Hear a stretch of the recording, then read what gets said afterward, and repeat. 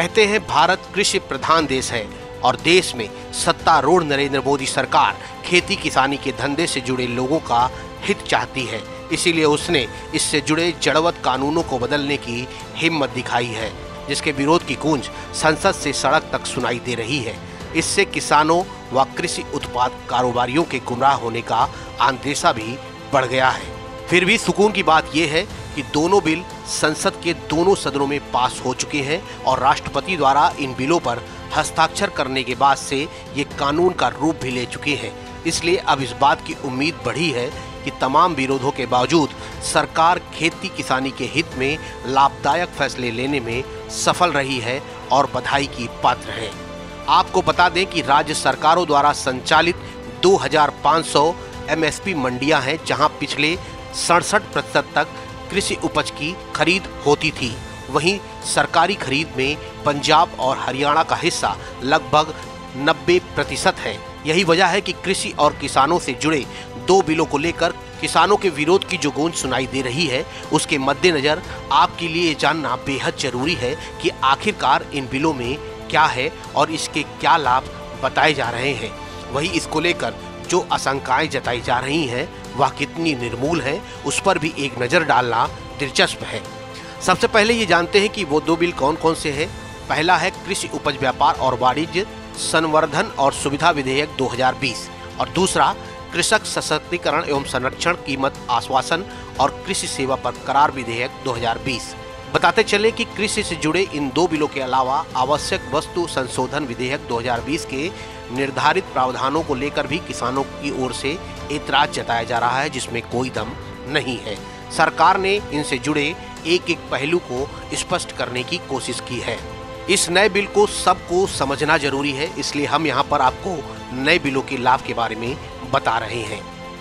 पहला, राज्यों की कृषि उत्पादन विपणन समिति यानी APMC के अधिकार बरकरार रहेंगे। इसलिए किसानों के पास सरकारी एजेंसियों का विकल्प खुला रहेगा। दूसरा, नए बिल किसानों को अंतर्राज्यीय व्यापार को प्रोत्साहित करते हैं ताकि किसान अपने उत्पादों को दूसरे राज्य में स्वतंत्र रूप से बेच सकेंगे। तीसरा, वर्तमान में APMC की ओर से विभिन्न वस्तुओं में 1% से 10% तक बाजार शुल्क लगता है, लेकिन अब राज्य के बाजारों के बाहर व्यापार पर कोई राज्य या केंद्रीय कर नहीं लगाया जाएगा। चौथा, किसी APMC टैक्स या कोई लेवी और शुल्क आदि का भुगतान नहीं होगा, इसलिए कोई और दस्तावेज की जरूरत भी नहीं पड़ेगी। वहीं खरीदार और विक्रेता दोनों को लाभ मिलेगा। निजी कंपनियों और व्यापारियों की ओर से APMC टैक्स का भुगतान होगा और किसानों की ओर से नहीं होगा। पांचवा है, किसान कॉन्ट्रैक्ट फार्मिंग या अनुबंध खेती के लिए प्राइवेट प्लेयर्स या एजेंसियों के साथ भी साझेदारी कर सकते हैं। छठा है, कॉन्ट्रैक्ट फार्मिंग निजी एजेंसियों को उत्पाद खरीदने की अनुमति देगी। कॉन्ट्रैक्ट केवल उत्पाद के लिए होगा, किसी भी निजी एजेंसियों को किसानों की भूमि के साथ कुछ भी करने की अनुमति नहीं होगी। न ही कॉन्ट्रैक्ट फार्मिंग अध्यादेश के तहत किसान की जमीन पर किसी भी प्रकार का निर्माण होगा।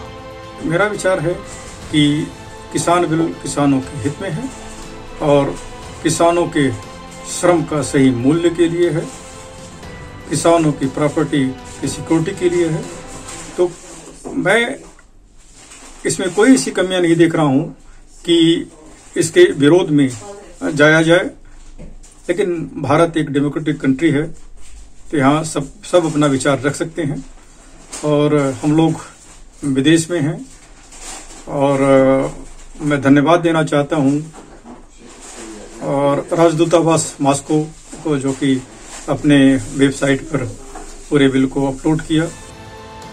गौरतलब है कि भारत की मोदी सरकार देश की आर्थिक नीति की रीढ़ कहे जाने वाले किसानों के लिए इस बिल के जरिए तमाम ऐसे विकल्प पैदा कर रही है, जिससे किसान और भी अधिक आर्थिक रूप से मजबूत होगा। इस नवीन बिल को लेकर रूस में भी लोगों में कौतूहल मचा हुआ था, जिसको लेकर रूस के भारतीय राजदूतावास ने अपना नजरिया स्पष्ट कर दिया। उसने नवीन कृषि बिल को न सिर्फ अपनी आधिकारिक वेबसाइट पर अपलोड किया, बल्कि लोगों को अवगत कराया और इस बिल का खूब प्रचार प्रसार भी किया। राजदूतावास ने इस नवीन कृषि बिल की महत्वपूर्णता पर न सिर्फ प्रकाश डाला, बल्कि रूस में रह रहे भारतीय जो भी इससे संबंधित प्रश्न पूछना चाह रहे थे उससे उनको अवगत कराया। जैसे देखा गया कि अन्य देशों में भारत में इस नवीन कृषि बिल को लेकर राजनीतिक किसान आंदोलन के चलते तमाम बहस शुरू हुई, लेकिन रूस के मॉस्को में भारतीय राजदूतावास की पहल ने नवीन कृषि बिल को लेकर सार्थक पहल की और जिसके चलते रूस और भारत की दोस्ती का अटूट बंधन और भी प्रगाढ़ हुआ। नवीन कृषि बिल को लेकर चल रहे भारत में कृषि बिल से जुड़ी हर सार्थक बातों को दिशा मॉस्को न्यूज पोर्टल लगातार सभी भारतीय लोगों को न सिर्फ समझाने के लिए प्रयासरत है, बल्कि अपेक्षा भी करती है कि किसान हित में क्रांति लाने वाले इस बिल का स्वागत करें और समर्थन करें।